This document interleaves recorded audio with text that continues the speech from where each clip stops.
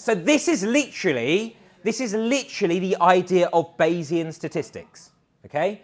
It's a way of updating our view of the world based on new evidence, okay? So it's a way of updating what we currently believe based on new evidence. This is the core idea of what Bayesian statistics is all about. Now, just to give you a bit of background, okay, Bayesian statistics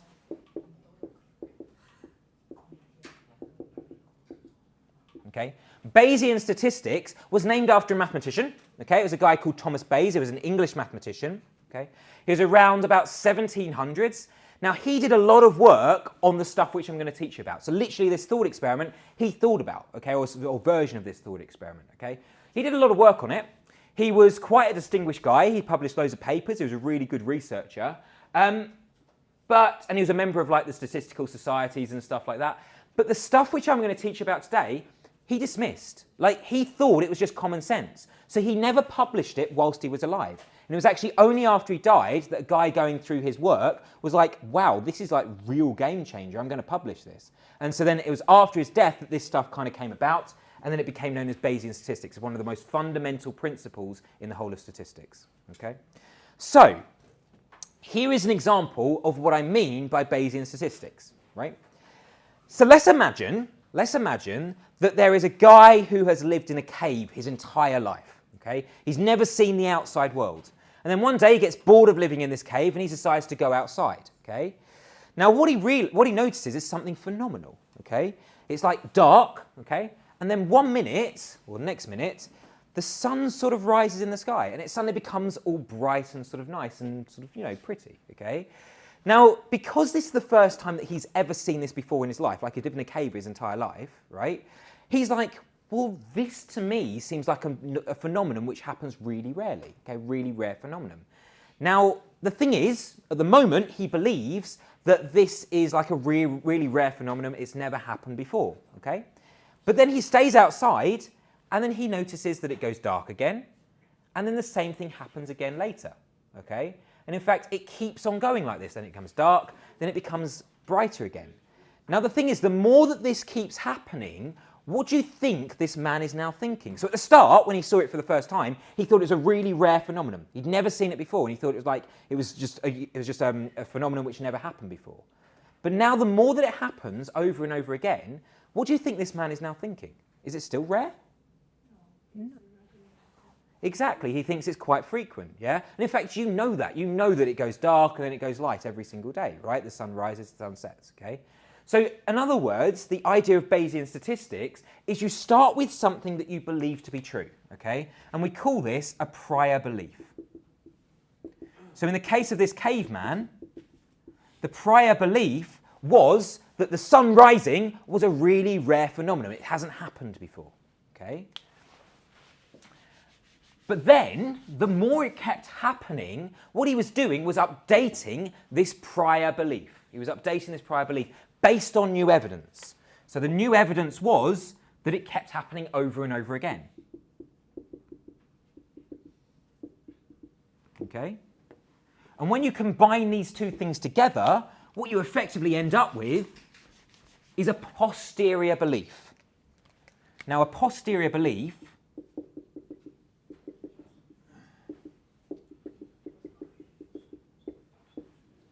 okay? Posterior has got the word post in it. Now, if you put post as a prefix, in other words, in front of a word, it means after, okay? So, in other words, you take what you initially believe, in this case that the sun rising was a really rare phenomenon, okay? Then you update it with new evidence, in this case, that the sun kept rising and kept setting, so it kept happening, okay? And then you get your posterior belief, which is your new belief, your updated belief. Okay, which in this case is that actually it's not a rare phenomenon at all, it happens every single day. Does that make sense? Okay. This thing here can sometimes be called a likelihood. Okay, sometimes called a likelihood.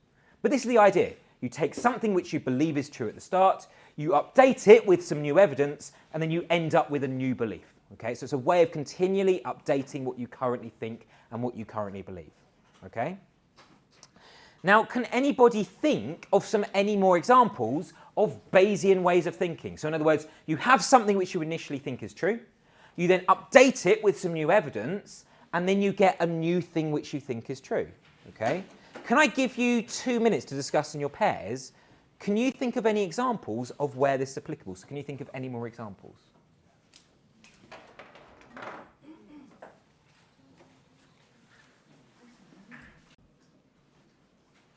Okay, so what do we think? Have we got any examples where we could think that this would maybe be true?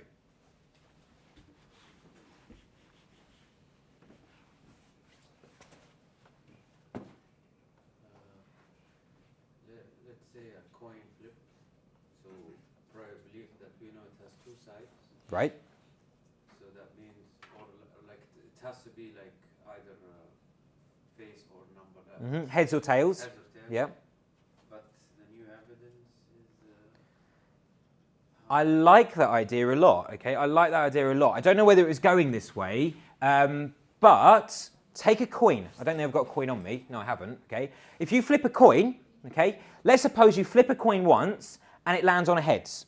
So your prior belief is that it's always going to land on a heads. Okay, because you flip it once, okay, it lands on a heads. So your prior belief is every time you flip this coin, it's going to land on a heads. Okay. But then what do? Well, then you do it more times, right? So you flip it more times. And it just so happens that in some of those times, it also lands on a tails as well, okay? And effectively, the more you do this, the more you update it, okay, your posterior belief will be what? Head or tails. Exactly. So there's an even chance of heads or tails. Okay, so you started off believing that you always get heads because it landed on a heads your first time. You then flip it some more times, that's your new likelihood, that's your new evidence, okay? And your posterior belief after you've updated it with the new evidence is that there's an even chance of getting a heads or a tails, which we know to probably be true. Does that make sense? Yeah? So this is an example of a Bayesian way of thinking, a Bayesian statistics. Is that okay? Did anybody else come up with any more examples? I really like that example. Does anybody else come up with any more examples?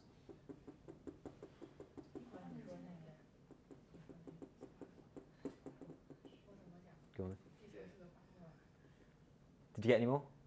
No? Did anybody else come up with any more examples? Can anybody think of any more? Go on. You said before we thought the Earth is square, Okay. and then later on, based on more scientific evidence, we know the shape of it, the truth. Yeah, absolutely. Yeah, so you bring in some new evidence. Maybe you look at things like gravity. Perhaps maybe we go into space and we actually take pictures of the Earth, yeah, and things like that. Okay, and we now believe that the Earth is a sphere. Absolutely. It's an example of Bayesian statistics. Yeah. So you start off by believing something, the Earth is flat, like that's what they originally believed. Some people would still do, which are wrong. And then they go into space, they take pictures, and they kind of look at the physics behind it, and they realise that actually the Earth makes sense, it has to be a sphere. So prior belief usually is scientific data that has flaws, not 100%. Yeah, exactly. It's what you initially believe based on the evidence that is available to you at that time. Yeah? And then you update it with more evidence, and then you end up with your posterior belief. Yeah? So this is the idea of Bayesian statistics. Now, spoiler alert, you end up multiplying these two things together. Okay? And I want to illustrate to you why you should do that now. So another example is this. Okay? Let's suppose you're walking around Maine University campus, okay, and you see a really shy student, like somebody who's like really reserved, doesn't really want to make eye contact with people, doesn't really want to talk to people. Now let's imagine that this student can only be a member of two departments, either the business department or the maths department. You know that, okay? It can either be business department or the maths department. Maybe you saw him walking around a particular area where it could either be business or maths, okay? Now this student, like I say, is really shy, really reserved, doesn't really want to make eye contact. What do you think your prior belief is going to be? What do you think? Which department do you think this student's going to be a member of? Business or maths? Maths. Why do you think it's going to be maths? Well, you know usually students from the maths department, I'll put it here, in fact I'll put it down here. You know that students from the maths department tend to be kind of quite shy, quite reserved, don't really want to make eye contact with people, don't they? Yeah, that's the typical type of sort of maths student, if you like. Okay, so your prior belief is that this student is from the maths department, right? However, you need to update it with some more evidence. That's your prior belief. You need to now update it with some more evidence. So what are you going to do? Well, first of all, let's imagine that on the screen here, we have a diagram which shows all possible students, okay? Let's imagine that we could fit all possible students in here, right? And what I'm going to do is I'm going to look at the ratio of business students to math students. So let's suppose that I knew that there were 80% of these students were business. Okay, so 80% of these students from there to there were a member of the business department. Which means that because there's only two departments it could be in, 20% of students are in the maths department. Okay, does that make sense? So I'm updating it with some new evidence. In other words, I know the ratio of business students to math students. Okay? And then what I need to do is update this. So my prior ratio is 80 to 20. Okay, that's my new sort of prior ratio. Okay? Then let's suppose I do a survey of the business students and the math students. Okay? And I think, well, okay, or I do the survey, and I find that 20% of the business students are shy, okay? So suppose 20% of the business students are shy, so 20% shy, okay?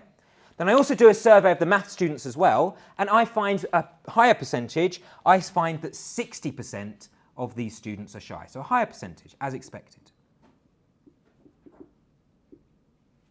So now, based on this new evidence, so remember the prior ratio, the prior belief, was that there were 80 students in the business department, 80% of students were in the business department, and 20% students were in the maths department. So in other words, my prior belief, or my prior ratio, I should say, was that it was 80 to 20. So business to maths. Okay? So that's my prior ratio. Does that make sense? Yes, that was my initial belief. Then I updated it with my new evidence, in which case, how many of each type of student were actually shy? This is now what's known as my likelihood ratio, my new evidence.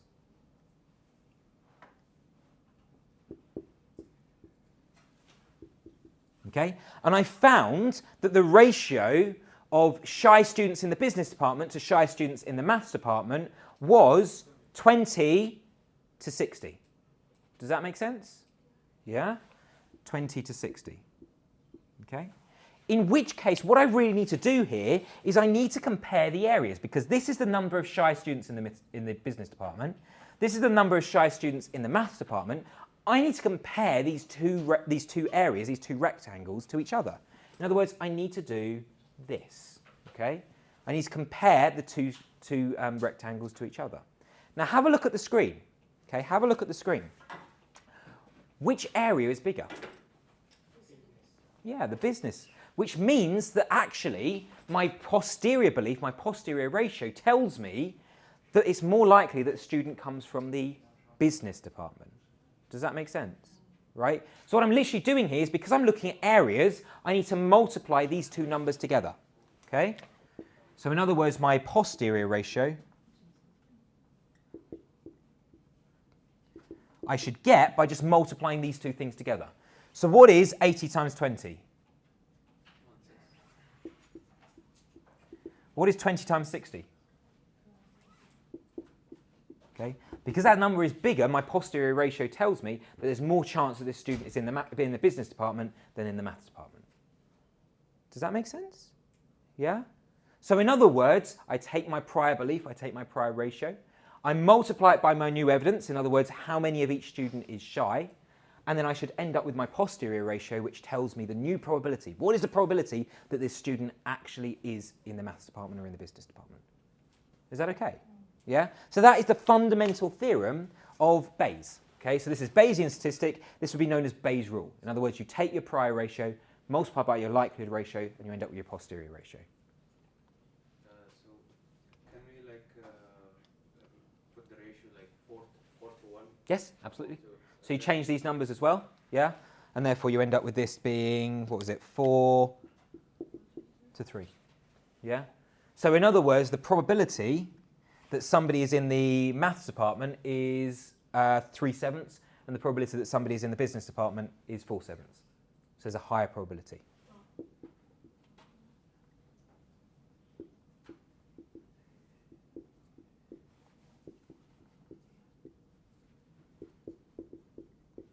So because there's more probability that this student, based on this new evidence, there's more probability that this student must be in the business department. Yeah? Does that make sense? So in other words, I want to get this fundamental idea across. You take what you initially believe, you take what you have available to you at the time. In other words, 80% of business students, 20% of math students. You then update it with some new evidence. In other words, how much of each student are actually shy? And then you end up with your new belief, or your new ratio. Okay, so according to this, you get this. Is that okay with everyone?